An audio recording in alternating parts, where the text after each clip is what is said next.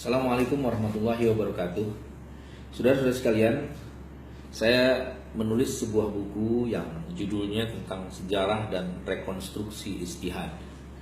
Buku ini membahas tentang bagaimana sejarah perjalanan fikih sejak masa awal Islam sampai pada pengaruhnya pada perkembangan fikih kontemporer.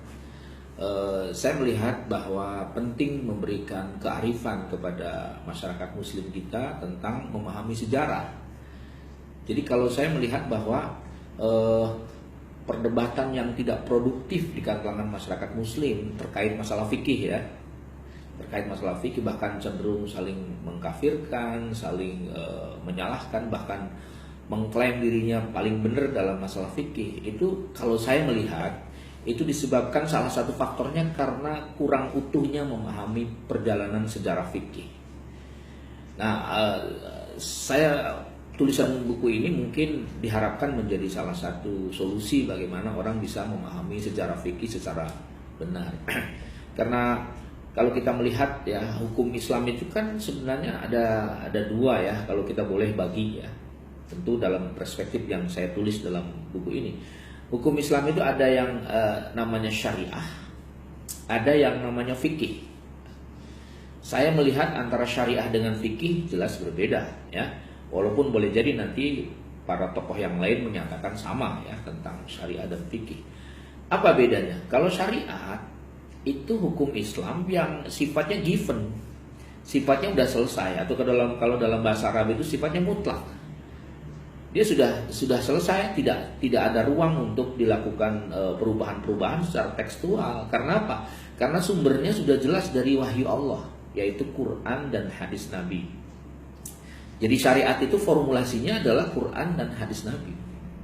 Dia selesai, dia given, tidak ada perubahan, tidak ada penambahan teks, tidak ada rekonstruksi teks, nggak ada. Itu saya memahami itu. Maka dia bersifat mutlak. Ya. Yang kedua adalah fikih. Hukum Islam yang namanya fikih itu jelas berbeda dengan syariat. Kalau fikih saya pahami itu merupakan upaya nalar manusia dalam memahami hukum Islam, baik yang terdapat dalam teks-teks Al-Quran yang ada di syariat maupun dalam memahami fenomena sosial atau munculnya berbagai persoalan hukum dalam fenomena sosial. Itulah fikih.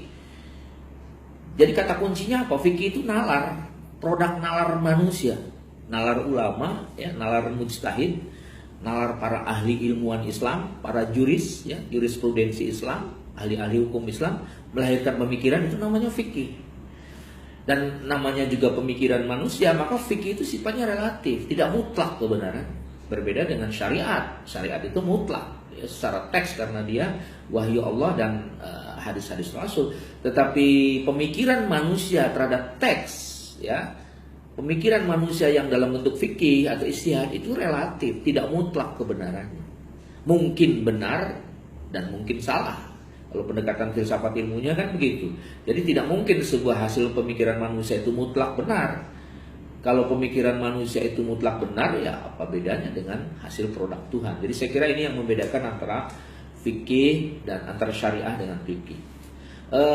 Lalu kenapa banyak sekali terjadi perbedaan dalam persoalan fikih? Buku ini secara tuntas saya menggambarkan sekurang-kurangnya ada 3 faktor yang menyebabkan begitu banyak perbedaan persoalan fikih. Kalau syariahnya kan sama, Quran dan hadisnya sama, tapi kalau di ranah fikihnya hasil pemikiran manusianya kok beda? Karena ditentukan 3 hal minimal, ya paling tidak. Yang pertama apa? Yang pertama karena perbedaan masalah metodologi. Atau dalam bahasa Arabnya disebut dengan manhajnya berbeda. Ya, kita tahu bahwa fikih-fikih yang dilahirkan pada generasi awal dari masa sahabat, masa tabi'in, masa tabi'in, yang kemudian puncaknya pada masa a'immatul madzhabul arba'ah, tokoh-tokoh imam madzhab arba'ah, itu lahir dari produk-produk pemikiran dan metodologinya berbeda-beda. Begitu banyak kalau kita lihat metode-metode yang digunakan para ulama dalam melahirkan fikih. Di generasi sahabat ada embrio tentang metode sudah lahir. Ada embrio metode dengan pendekatan tekstual yang disebut dengan ahlul hadis. Ada metode pendekatan dengan teks kontekstual yang disebut dengan ahlul ra'i. Jadi sudah terpolarisasi sejak awal generasi sahabat itu tentang metode. Sampai terus puncaknya pada masa Imam Mazhab Arba'ah, metode berpikir fikih itu banyak sekali. Dan ternyata di antara satu tokoh dengan tokoh yang lain metodenya beda-beda. Tidak semua sama ya. Karena metode yang berbeda, maka jelas melahirkan produk fikih yang berbeda. Kalau kita tahu sejarah itu, oh kita paham, kita tidak usah berdebat untuk hal-hal yang tidak produktif karena metodenya berbeda. Yang penting Qur'annya sama, hadisnya sama kan gitu. Kemudian yang kedua, faktor yang menyebabkan kenapa fikih itu jadi berbeda satu sama lain karena faktor sosial, setting sosialnya. Contoh misalnya kalau kita yang populer itu kan mazhab 4 ya. Pertama Imam Hanafi, kemudian Imam Malik, Imam Syafi'i dan Imam Hambali. Ini 4 tokoh ini berbeda setting sosialnya. Imam Hanafi lahir di kawasan Kufah dan Basrah.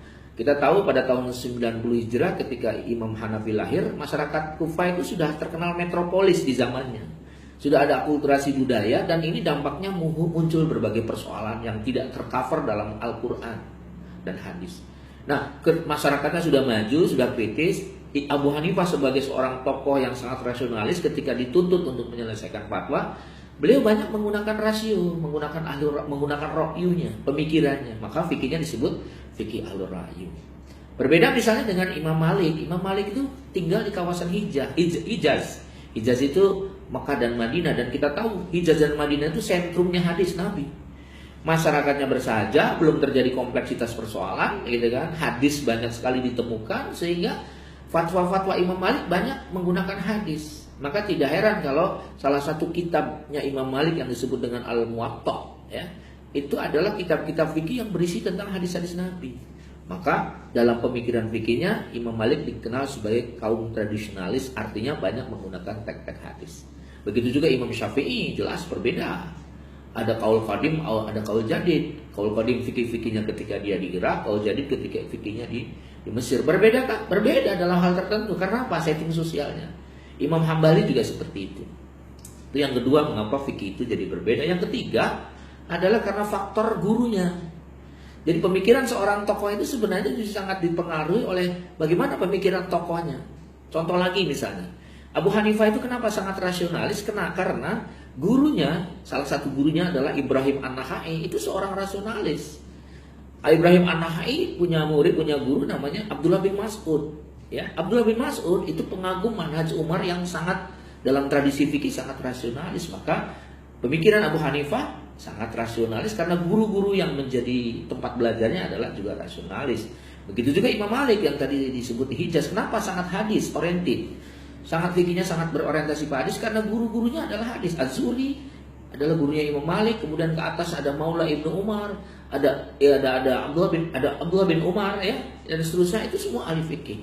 Nah, jadi saya melihat kalau orang memahami sejarah dengan baik, maka sesungguhnya perdebatan yang tidak produktif terkait fikih tidak usah jadi saling mengejar merasa paling benar ya. Yang paling mutlak benernya itu Quran dan hadisnya, tapi fikihnya itu sangat tergantung pada setting sosialnya. Mudah-mudahan